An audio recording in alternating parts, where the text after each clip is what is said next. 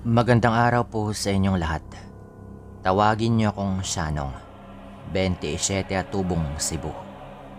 Ang ibabahagi ko pong karanasan sa inyo ay lihitimo dahil kami po ng kaklase ko yung sangkot sa kwentong ito. At magsimula na nga po tayo. 2019 ay graduating na po ako noon nang maranasan po yung isang nakakapangilabot na karanasan sa aswang. Na kung tutuusin ay malaking pasalamat ko dahil narito pa nga ako sa mundong ibabaw upang maibahagi ito. Nangyari yung kwento ko sa isang lugar sa Cebu na hindi ko na lamang po babanggitin. Medyo liblib at hindi kasi puntahin yung lugar na yon. Kaya mas okay na rin na hindi ko na lang banggitin. Kaming magkaklase nila Giboy at RJ ay matalik na magkakaibigan mula pa noong nasa elementarya pa lamang kami. Pareho-pareho po kasi kami ng sitwasyon. Yung mga magulang po namin ay nasa abroad at tanging mga kaanak lamang po namin yung nagsisilbing guardian naming tatlo. Ang parehong magulang ni Giboy ay nasa Taiwan. Nagtatrabaho po sila sa factory. Kaya naman yung Lola Bennett po niya yung umaalalay sa kanya. Yung mga magulang naman po ni RJ ay nasa Guam. At nagtatrabaho din bilang caregiver ng isang mag-asawang matanda doon. Kaya naman yung tito naman niyang si Tito Brando at yung pamilya nito yung kasama niya sa bahay. Habang yung mga magulang ko naman ay parehong nasa New Zealand bilang mga farmer po doon. Si Papa ay farmer at si Mama naman ay fruit picker. Kahit na ganito yung trabaho ng mga magulang ko doon ay hindi ko sila kinakahiya syempre. Bagkus ay pinagmamalaki ko pa nga po sila at tinitingala dahil sa dami ng naipundar nila mula nung magtrabaho doon. Kaya itong si Kuya Atoy naman at yung partner niya na si Ate Jana, yung nagsilbi na rin na magulang ko. Summer po noon nung may bitahan nga kaming sumama ng isang tropa sa isang bayan upang mamista at makikain. Dahil wala rin naman kaming ganap noon, ay sumama po kaming tatlo kahit na hindi namin alam yung detalye ng lugar at kung ano nga ba yung naghihintay sa amin doon. Mga 30 minutos na rin po yung naging biyahe namin at kahit na papano, ay naging okay naman po yung aming pagpunta. Tawagin na lang po nating Tikyo, yung katropa naming ito, bilang katunog na rin po ito ng kanyang apelyido. Isinama po niya kami sa isang liblib na lugar kung saan daw sila nakatira. Hindi naman nakakatakot yung lugar na yon. At sa totoo lang ay nagustuhan rin naman po namin dahil maaliwalas at presko po yung hangin. Pinapasok po niya kami sa bahay nila upang makikain noon. At tuwang-tuwa naman kami dahil literal na masasarap naman yung lutong mga putahe na aming nakain. Huwag kayo masyadong magpakabusog. Kakain pa tayo mamaya sa ibang mga bahay. Nakangiti pa nga pong bulong ni Tikyo noon. Kyo, may karaoke ba sa pupuntahan natin? Parang trip ko ring bumirit eh. Natatawang sabi ko pa nga sa kanila. Nagagalpa ka naman po silang naroon nang marinig yung banat ko. Dahil alam naman nilang sintonado ako at parang wala na nga ring pag-asa kung kantahan lang yung pag-uusapan.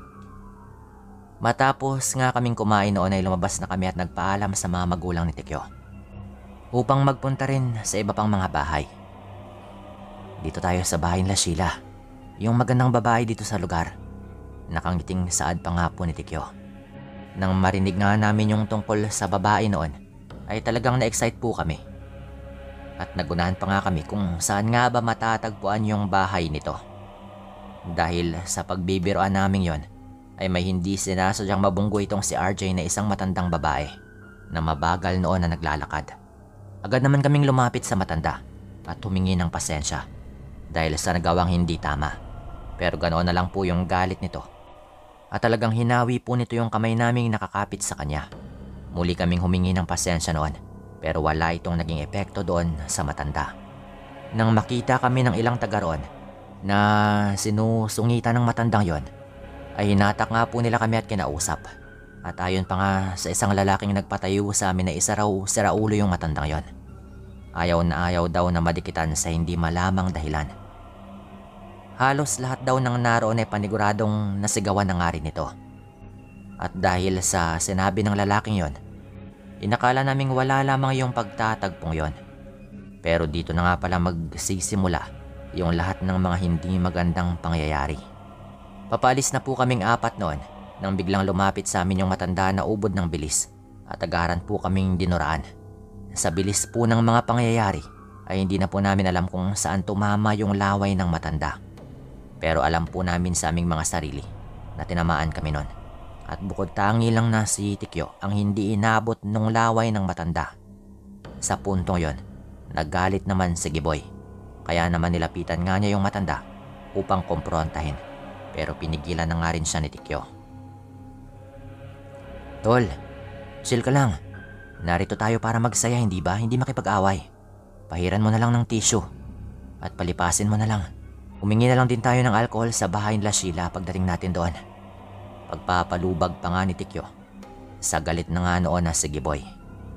Nagpupumiglas pa si Giboy noon kaya naman tumulong na rin kami upang mapatigil siya.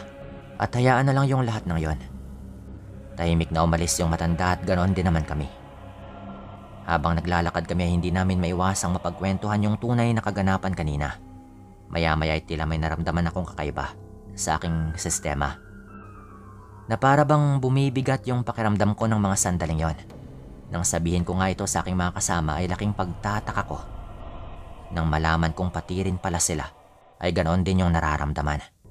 Nung dumating nga kami kanila Sheila ay talagang muntikan pa kaming magsitumbahan habang naglalakad. Ang pinakamalala sa aming tatlo ay si Giboy na tila ba may malubhang karamdaman. Si RJ naman ay talagang nasusuka. Kakaiba yung amoy ng suka nito dahil para itong singaw ng nabubulok na basura. Medyo sakto lang din yung sa akin kung tutuusin dahil medyo nahihilo lang din po ako noon. Hindi katulad sa dalawang kasama namin na parang masama talaga yung pakiramdam. Kaya naman grabing pagkataranta nga yung inabot ng mga taong nakatira sa bahay nila Sheila. Pati na nga yung ibang bisita nila ay sinubukan nilang itayo si Giboy noon at pati na rin si RJ. Pero bagsak po talaga yung kanilang mga katawan. Sa hindi rin namin malamang dahilan. Maya-maya pa ay may lumapit na isang dalaga sa amin noon mula sa kumpul ng mga bisita nila Sheila. Nagpakilalang nurse po yung babaeng ito at sinubukang suriin yung dalawang kasama ko pero wala naman siyang makitang mali. Hindi kaya food poisoning to? Tanong pa nga nung babaeng nurse noon. Hindi naman po siguro dahil kung ganun po, dapat pati rin po si Tikyo ay nagpakita rin ng kaparehong sintomas, di ba? Sad ko naman po sa nurse noon. Tsaka unang bahay na pinuntahan namin at kinainan ay yung kanila Tikyo. Kaya naman kung may sablay sa luto ng mga handa ay dapat yung mga unang kumain sa amin noon ay nagkaganon din. Pero wala eh. Sadyang kami lamang po yung nagkaganon.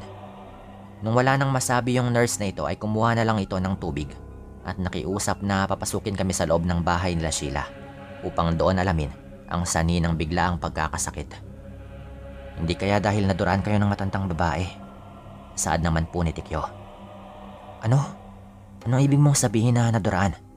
Tanong naman ng isang bisitang Ginoo kay Tikyo. Ipinaliwanag nga ni Tikyo at ikwinento doon sa Ginoo na kanina ay dinuraan nga kami ng isang matanda. At tinamaan talaga kami ng laway nito. Lalong-lalo na si Giboy at RJ dahil magkalapit nga sila habang ako naman ay nasa gawing gilid. Alam kong tinamaan rin po ako pero konti lang din. Sa inyong tatlo, ako lang yung hindi lumapit doon sa matanda eh. Kahit hindi niya ako nagawang maduraan kaya normal at maayos naman ako.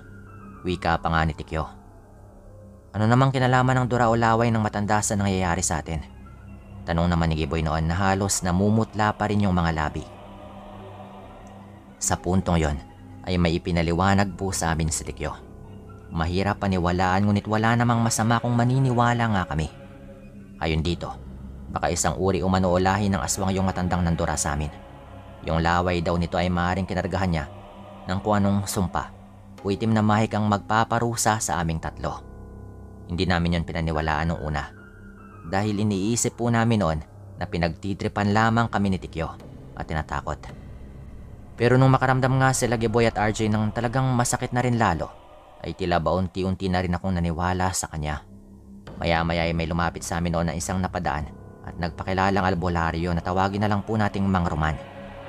Nang matignan nga po nito yung kalagayan naming tatlo, doon na nga po kinumpirma niya na nadali umano kami ng aswang.